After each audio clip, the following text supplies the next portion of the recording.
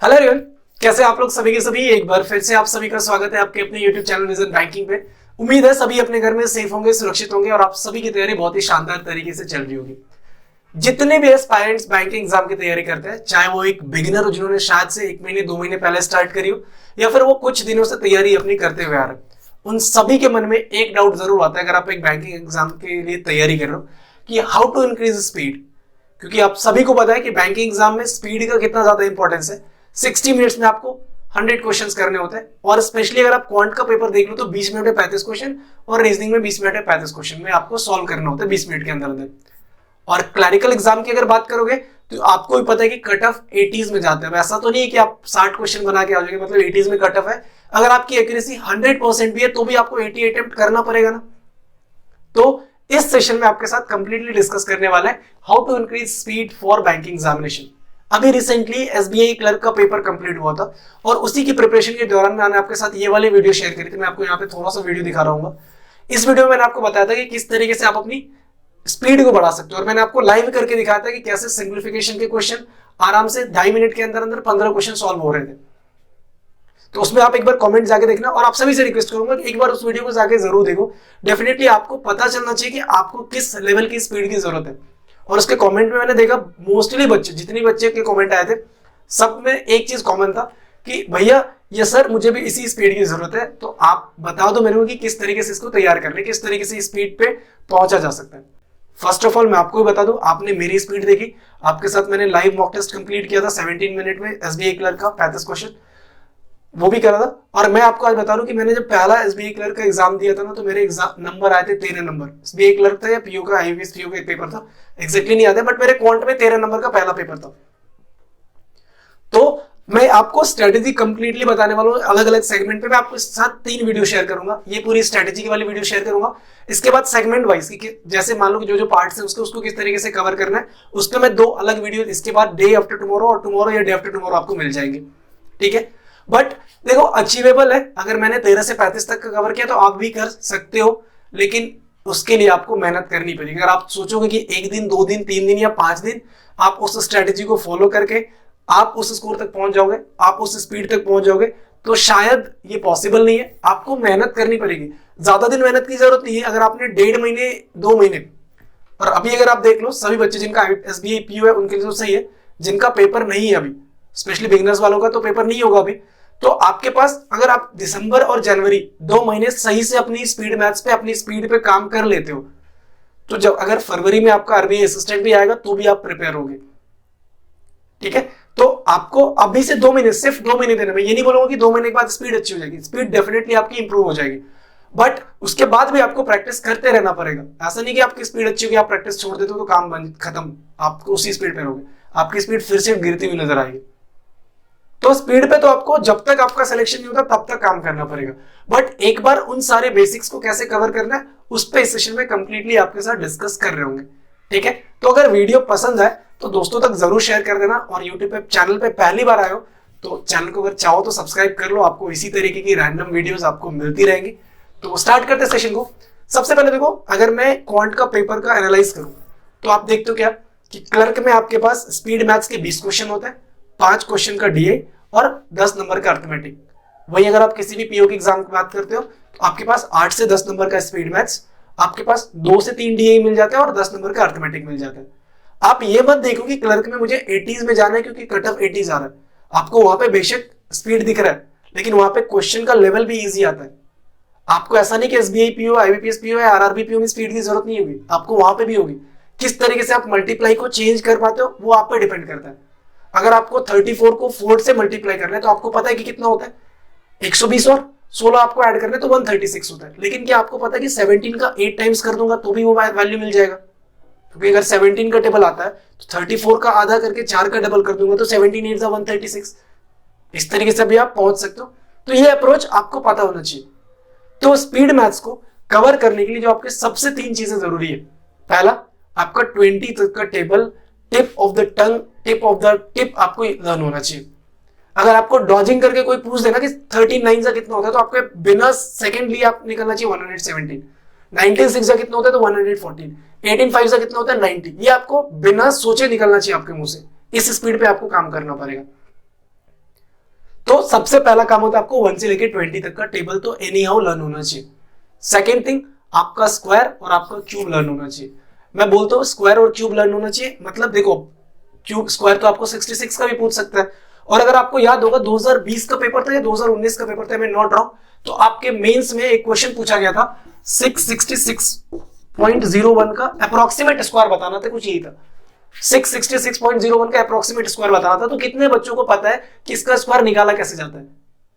कितने बच्चों को पता है कि ये कितना बनेगा? 776 आपका बन जाएगा 223। कितने लोगों को पता है? तो ये अप्रोचेस आपको, ये चीजें आपको देखो एक बेसिक तरीके से लर्न करना होगा।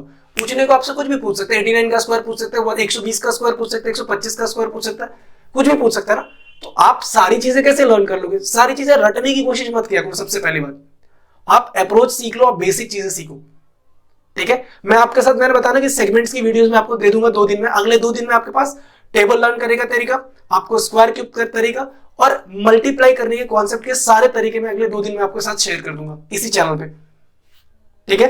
तो 3 सेगमेंट के अंदर अंदर मैं स्पीड मैथ्स का सारा काम खत्म करवा दूंगा आपका। पहली चीज ये, तो आपको टेबल लर्न करना है, स्क्वायर क्यूब लर्न करना है। स्क्वायर ज्यादा मत लर्न करो, मैं बोल रहा हूं 30 तक लर्न करो। 1 से लेकर 10 तक में किसी को दिक्कत नहीं है, 11 से 30 बेसिकली आपको लर्न करना है। तो एक दिन 2 दिन बैठ, ऐसा नहीं कि आपको एक दिन बैठ सोचो कि एक दिन में लर्न कर लूंगा, नहीं हो रहा है, कोई दिक्कत नहीं है। आप एक मीडियोकर स्टूडेंट हो, आप एक बिलो एवरेज स्टूडेंट हो, कोई दिक्कत नहीं, आपसे 2 दिन लगे, 3 दिन लगे, 4 दिन लगे, आप वो टाइम दो। लेकिन जब आप 4 दिन के बाद ये बोल दो, अपने आप से सेटिस्फाई हो जाओ कि मैंने 30 तक का कर लिया, तो कोई गलती से उठ के बोल दे कि 27 का टेबल बता दो, स्क्वायर बता दो, तो 729 तुरंत निकालना चाहिए। फिर ये नहीं कि अच्छा मेरे को 27 है तो 30 से मल्टीप्लाई किया 810, 3 81 माइनस किया तो 729 आएगा। ये नहीं होना चाहिए उस टाइम पे। उस टाइम पे पूछा और निकलना, ऐसा आना चाहिए। 23 का स्क्वायर 529, 22 का स्क्वायर 484, 28 का स्क्वायर 884, इस तरीके से निकलना चाहिए फिर आपका वो, ठीक है। ये दूसरी चीज है। तीसरा, मल्टीप्लाई करना पड़ेगा। मल्टीप्लाई के आपको कॉन्सेप्ट पकड़ने पड़ेंगे, आपको मल्टीप्लाई के कॉन्सेप्ट ढूंढने पड़ेंगे। और मल्टीप्लाई का कॉन्सेप्ट 15-20 कॉन्सेप्ट मत ढूंढो, एक कॉन्सेप्ट ढूंढो। यूपीएससी वाले बच्चों का बहुत सारे, अगर आपने इंटरव्यू देखते होंगे तो आप लोगों ने एक चीज सुना है कि मल्टीपल बुक्स मत पढ़ो, एक ही बुक को मल्टीपल टाइम्स पढ़ लो, उनका ये थ्योरी होता है। तो हम अलग अलग मल्टीप्लाई के कॉन्सेप्ट क्यों सीखे? एक ही मल्टीप्लाई के कॉन्सेप्ट पर अगर मैं 50 बार प्रैक्टिस कर लूं, रादर देन कि मैं 50 तरीके सीख रहा हूं, कि एक ही तरीके को मैं अलग अलग ना कर सीख के एक ही तरीके को 50 बार प्रैक्टिस कर लूं, तो डेफिनेटली वो इंप्रूव तो हो रहा है ना आपका। तो कॉन्सेप्ट कभी भी 25 सीखने की कोशिश मत करो, कभी काम नहीं आएगा आपको, मैं बता रहा हूं। और अगर आपको लगता है कि नहीं शायद से मैं आपको मिसगाइड कर रहा हूं, तो आप एक बार कोशिश कर लो। हो सकता है कि जब आप पढ़ रहे हो अगले 5 दिन 10 दिन तक शायद से वो सारी चीजें आप मेमोराइज कर पाओ। बट एक पॉइंट ऐसा आएगा जब आप 5 दिन 2 दिन नहीं करोगे उसको रिविजन, तो सारा का सारा गुल, जीरो। जहां से आपने शुरू किया तो वहीं पे पहुंच जाओगे वापस, वो तो नहीं करना ना। तो एक ही कॉन्सेप्ट को आपको रिपीटेडली प्रैक्टिस करना है। वो कॉन्सेप्ट भी आपके साथ मैं यहाँ पे आपको बता रहा हूँ। मैंने बताया ना 3 सेगमेंट लेके आऊंगा इसका। पहला सेगमेंट आज आपको स्ट्रेटेजी बता रहा हूँ, सेकंड थर्ड में मैं आपके साथ पूरी चीजें डिटेल्स में डिस्कस करके सॉल्व कर रहा हूँ, ठीक है। और ये मत समझो कि स्पीड मैथ्स का काम सिर्फ सिंप्लीफिकेशन, अप्रोक्सीमेशन, नंबर सीरीज और क्वाड्रेटिक में आपको मिलता है। आपके पास जब कंपाउंड इंटरेस्ट का क्वेश्चन आएगा और आपको पता होगी 5% रेट ऑफ इंटरेस्ट से 3 साल का कंपाउंड इंटरेस्ट कितना होता है, तो वहां पे भी आपको मल्टीप्लाई करना है ना। 5 या 15, 3 का स्क्वायर 9, 5 45 और 5 का क्यूब, तो आप बोलोगे ना 45 और 15.4625, 25 या 75, सॉरी माय बैड 7625, 15.7625, तो वहां पे भी तो मल्टीप्लाई है। अब उसको आप क्वेश्चन को पेपर को ऐसे लेके बैठ जाओगे, 5 है 3 है, फिर इसको एक एक करके मल्टीप्लाई करोगे तो नहीं बनेगा। और कोशिश करना है कि आप लिख के याद करो, बहुत बढ़िया, लेकिन चीजें आप ओरली कैलकुलेट कर रहे हो दिमाग में, वो ज्यादा बेहतर होगा। पहले 5 दिन, पहले 10 दिन ओरली नहीं हो पाएगा पॉसिबल, मेरे को पता है, लेकिन एक पीरियड ऑफ टाइम के बाद आप चीजें कर पाओगे। आपको लगेगा कि नहीं मैं जो लिख के कर रहा हूं ना, शायद मैं उससे जल्दी ओरली कर रहा हूं। क्या होगा, पहले दिन, दूसरे दिन, तीसरे दिन जब ओरली भी लगा रहे हो ना, तो गलतियां हो रही, होने दो। जब साइकिल सीखने गए थे, पहली बार गिर गए तो छोड़ दिया था क्या? चोट लगी थी ना, दबा के ब्लड वगैरह निकल गए थे घुटने से, लेकिन फिर भी अगले दिन साइकिल लेके गए तो थे रोड पे। तो गलतियां होंगी, होने दो, कोई दिक्कत नहीं है। यहां पे और एग्जाम में नहीं होगा। ये 2 महीने अगर आपने स्पीड मैथ्स पे काम कर लिया तो डेफिनेटली इन फ्यूचर में बता रहा हूं, सिर्फ आपको प्रैक्टिस करने की, आप मॉक टेस्ट में प्रैक्टिस कर ही रहे हो, आपको अलग से प्रैक्टिस करने की भी जरूरत नहीं पड़ेगी। उसके बाद 2 महीने 2.5 महीने के बाद आपकी चीजें खुद ब खुद अपने आप में आपको इंप्रूवमेंट देख के नजर आएंगी। तो 3 चीजें ही इंपॉर्टेंट है, मल्टीप्लाई, प्लस माइनस, वो जो आपका बेसिक मैथ्स है, वैदिक मैथ्स है, वो तो करना ही करना है, साथ में स्क्वायर क्यूब्स और आपका टेबल। तो इन तीनों पे मैं आपके साथ वीडियो शेयर कर रहा हूँ आपके साथ। तो चैनल पे अगर नहीं आपने चैनल को सब्सक्राइब किया तो डेफिनेटली सब्सक्राइब कर लो, यकीन मानो। और मैं टेलीग्राम चैनल पे आपको एक चीज और बता रहा हूँ, टेलीग्राम चैनल पे मैं आपको डेली का एक पेज का मल्टीप्लाई लिख के भेजूंगा प्रॉपर, कि भैया इसको इससे मल्टीप्लाई करो और अपना टाइमर बताओ कि आपको कितना टाइम लगा है। तो टेलीग्राम चैनल भी ज्वाइन कर लो, क्योंकि वहां से मैं आपको डेली का टारगेट दूंगा कि आप 79 को 35 से मल्टीप्लाई करो, 83 को 76 से मल्टीप्लाई करो, 45 को 32 से मल्टीप्लाई करो। और ये क्वेश्चन आप बनाओगे, यकीन मानो इजीली बनेगा। एक टाइम पे आपको नजर आएगा जब आप 45 को 32 से मल्टीप्लाई करोगे तो आप बोलोगे कि 1350 और 90 करना है 1440। इस तरीके से कैलकुलेट करोगे आप भी। 79 को 71 से मल्टीप्लाई करना तो आप बोलोगे 5601 आएगा। आपको पता है कि 92 को 98 से मल्टीप्लाई करना है तो आप बोलोगे 9016 आएगा। इस तरीके से आप भी पहुंच पाओगे उस स्पीड तक। बट उसके लिए ऐसा नहीं कि आप, मतलब मैं वही बता रहा हूं कि आप सोच रहे हो कि 1 दिन 2 दिन 3 दिन या 5 दिन की प्रैक्टिस करके ये चीज आएंगे, नहीं आएंगे। आपको अपना टाइम देना पड़ेगा, और ये वो टाइम है जब 2023 का पेपर में भी आपके पास सफिशिएंट टाइम है।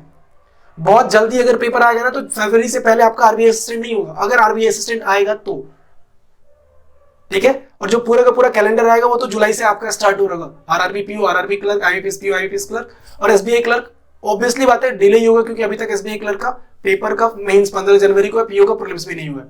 तो कितना भी जल्दी करेंगे इसके बाद भी तो वो भी जून जुलाई से पहले आपका नहीं देखने को मिलेगा, ठीक है। तो इसी नोट के साथ इस सेशन को करते हैं एंड। अगर ये वीडियो पसंद आई है तो प्लीज एक लाइक कर देना, दोस्तों के साथ शेयर कर देना, और अगर आप चाहते हो कि अगला 3 सेगमेंट आए तो कमेंट सेक्शन में मेरे को जरूर मेंशन करना, ठीक है। मिलते हैं नेक्स्ट सेशन में। Till then take care, bye, thank you, keep practising more and more and all the best for your upcoming examination.